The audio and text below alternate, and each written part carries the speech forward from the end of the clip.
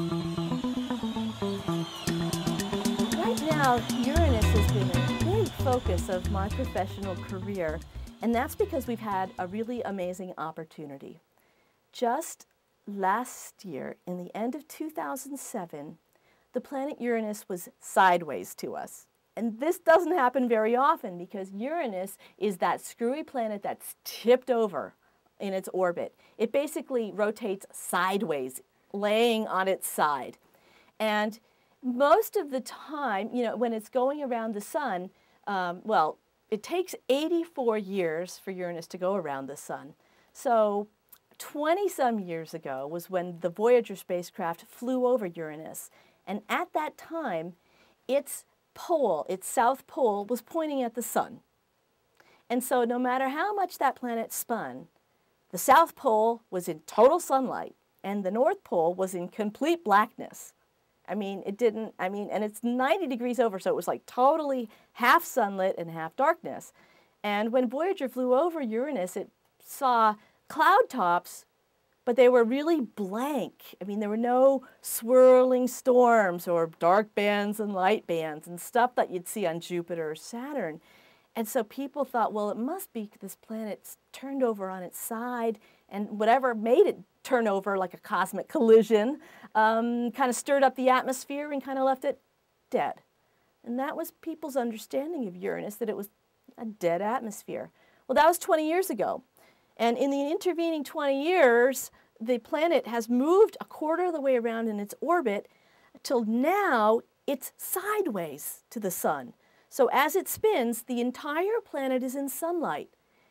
And amazingly, the atmosphere is turning on. There are clouds popping up where no clouds had been seen before. And there's bands that we can see. There's a dark spot had developed. Like Neptune had a dark spot, but Uranus had no dark spot. Well, now Uranus has a dark spot. So it's becoming like Neptune as its sunlight is illuminating the whole planet. And that was totally not predicted. People said, well, you know, if it does respond to the sunlight changing, it's going to be really slow to respond. So maybe 10 years after it goes through what we call equinox, this point where it's illuminated, maybe 10 years later, the atmosphere will turn on. But that is not what's happening. It is turning on in real time. And that means that our theories, our physical understanding of what is making this atmosphere go are missing some critical pieces.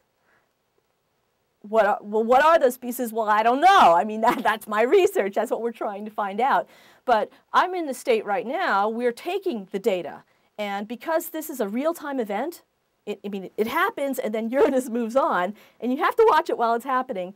Right now, we're really, really busy just getting all the information. And then in the next couple of years, when Uranus starts to go back over to its other configuration with one pole lit and one pole dark, we'll have some breathing space to try to figure out what it all means. So it's keeping me very busy as a scientist to try to just to take the data right now. Another thing that we're doing with Uranus is we're looking at its ring system, because the rings orbit in the plane of the equator, you know, kind of like Saturn's rings do, except the rings are sideways. Well, the last time we had this sideways configuration, that was 42 years ago, because remember, it takes Uranus 84 years to go around the sun. So 42 years ago was 1965. The rings weren't even discovered until 1977. So they didn't even know they existed at the last equinox. So at this equinox was our first time to look at the rings sideways. And what happens is when these rings are closing up, as you're going from sort of a sideways view to the edge-on view, you can see different kinds of scattering of sunlight off the rings and through the rings. And we even got this really cool picture where, you know, the sun was illuminating the rings from one side, but the Earth was off to another angle, and we could see through the rings. So we were looking at the dark side of the rings of Uranus that were like not lit up by the sun because the sun was shining on the other side. And you can only do that once every 42 years. You get this teeny tiny little 2-week window. And we were lucky enough to actually get some good images. We had to fight hurricanes, earthquakes, power failures, but we did it. You know, it was a very exciting and challenging time. And what we're finding, the surprising science we're finding, is that the ring system now seems to be quite different than the ring system 20 years ago when Voyager flew by. And that, again, was not predicted. We thought the rings are, you know, pretty much stable, and over the period of 100, a million years, 10,000 years, they'll change.